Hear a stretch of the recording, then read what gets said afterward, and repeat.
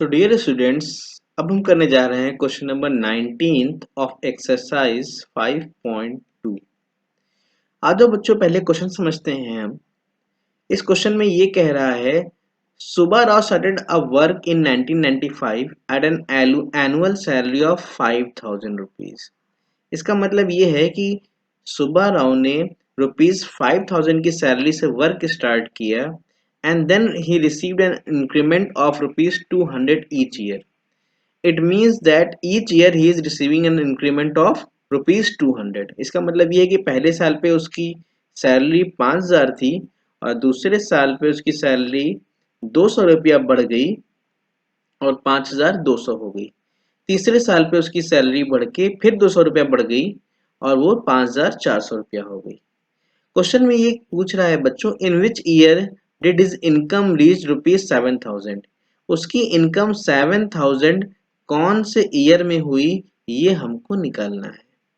I hope बच्चों आप लोग को क्वेश्चन समझ में आ गया होगा कि क्वेश्चन में क्या पूछ रहा है। कि फर्स्ट ईयर में उसकी सैलरी 5000 थी और फिर हर साल सैलरी 2000 बढ़ती जा रही है, ठीक है। और फिर पूछ रहा है कौन से साल में जाके उसकी सैलरी 7000 हो गई है।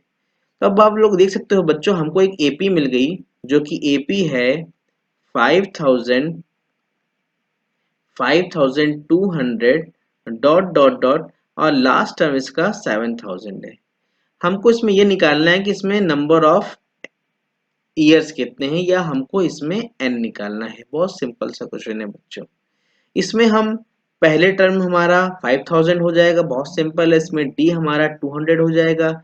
हम लास्ट टर्म जो हमारा है, जो हमारा लास्ट टर्म है, इसको हम ए एन ले लेंगे क्योंकि हमें इस एपी में एन निकालना है। तो लास्ट टर्म को हम ए एन ले लेंगे और एन निकालेंगे।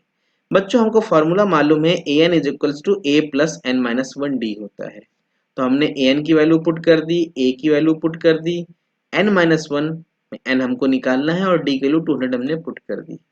अब बच्चों हमने 5000 को अपोजिट साइड ले लिया, लेफ्ट हैंड साइड ले लिया, तो ये हो गया 7000 minus 5000 is equals to n minus one 200।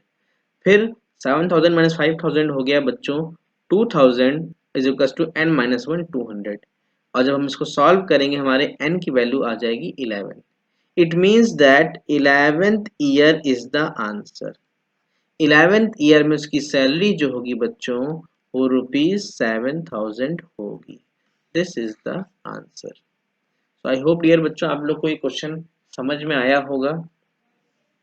बच्चों अब हम करने जा रहे हैं क्वेश्चन नंबर 20 और ये ऑलमोस्ट क्वेश्चन नंबर 19 के जैसा ही है। इसमें क्वेश्चन में कह रहा है, Ramkali saved ₹5 in the first week of a year. First week of a year में उसने ₹5 सेव किया और फिर उस अपनी सेविंग 1.75 रुपीज बढ़ा रही है। इसका मतलब कि 5 में हम 1.75 अगर ऐड कर दें, नेक्स्ट वीक में उसकी सेविंग जो है वो 6.75 हो गई। इस तरह करते करते करते पूछ रहा है कौन से वीक में, इन विच वीक उसकी जो सेविंग होगी वो 20.75 हो जाएगी। तो बहुत सिंपल सी बात है बच्चों, हमको इससे एक एपी मिल गई जिसका फर्स्ट टर्म 5 है, उसके बाद 6.75 है और लास्ट टर्म हमारा 20.75 है। हमें इसमें नंबर ऑफ वीक्स निकालने हैं। इसका मतलब ये है कि हमें इस एपी में एन निकालना है। तो बहुत सिंपल से बच्चों हमें एन निकालना है। हम इसके लास्ट टर्म को, अगर किसी भी एपी का हमको एन निकालना है, उसका लास्ट टर्म हमको गिवन है, तो लास्ट टर्म को हम ए एन ले लेते हैं। ये बच्चों मैंने बताया हुआ है आपको। और डी इसका 1.75 हो जाएगा। आप चाहे यहाँ से भी देख सकते हो और या तो आप डी जैसे आप निकालते हो, डी इज 6.75 माइनस 5 करोगे तो 1.75 आ जाएगा। तो हमारा बच्चों डी हो गया और ए हमारा 5 है, फर्स्ट टर्म हमारा 5 है।